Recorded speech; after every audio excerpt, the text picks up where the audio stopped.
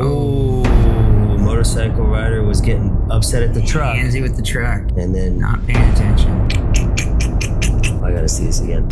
I feel like he was upset at the truck for some reason, for driving too slow in the left lane. But yeah, for going too slow, but we slowing up, there was a car coming to make the left turn in front of them. You know, if you're a motorcycle rider and there's someone in the slowing down and stopping in another lane, assume there's some issue going on in front of you. But at the same time, this truck that, you know, makes the left turn, this truck did not ensure that all the lanes were clear. When you're turning left, even if there's a truck blocking your view, you're supposed to make sure that next lane over is clear before you go through it. Everybody's got something to feel bad about in this accident, I think. Nobody wins.